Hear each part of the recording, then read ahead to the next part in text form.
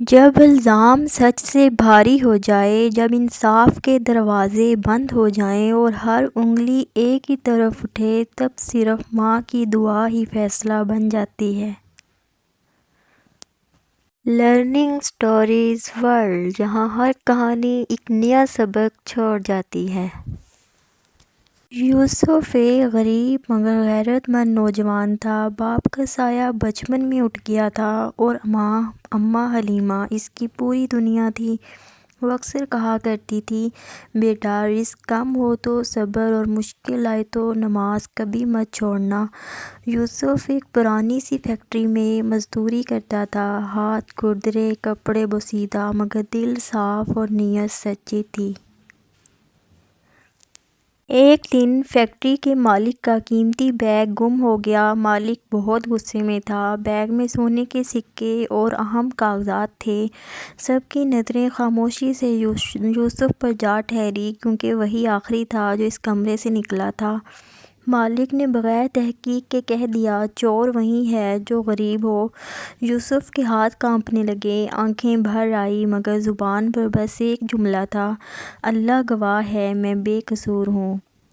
بغیر ثبوت کے یوسف کو قید میں ڈال دیا گیا۔ اندھیری کوٹھری، بھوک، پیاس اور لوگوں کے طعنے، لیکن یوسف نے نماز نہیں چھوڑی۔ ہر فجر وہ ٹھنڈی زمین پر سجدہ کرتا اور ایک ہی دعا مانگتا، اے اللہ، اگر میں بے قصور ہوں تو میری ماں کی آنکھوں کو رونے سے بچا لے۔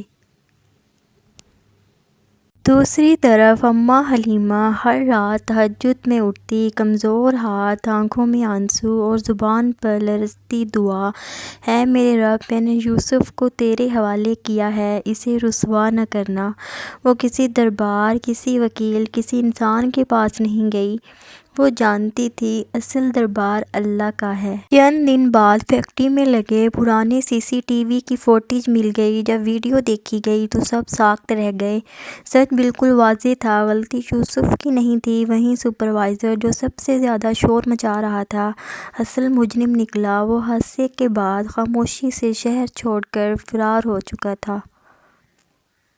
مالک نے یوسف کو اپنے دفتر میں بلایا اور گہری آواز میں کہا، ہم نے تم پر شک کر کے تمہارے ساتھ ظلم کیا۔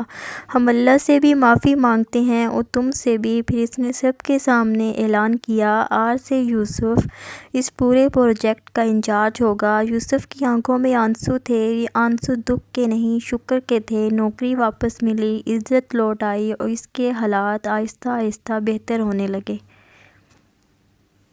ایک رات یوسف اپنی ماں کے قدموں میں بیٹھا تھا۔ اس نے کہا، اماں، میں نے کچھ نہیں کیا، یہ سب آپ کی دعا کا نتیجہ ہے۔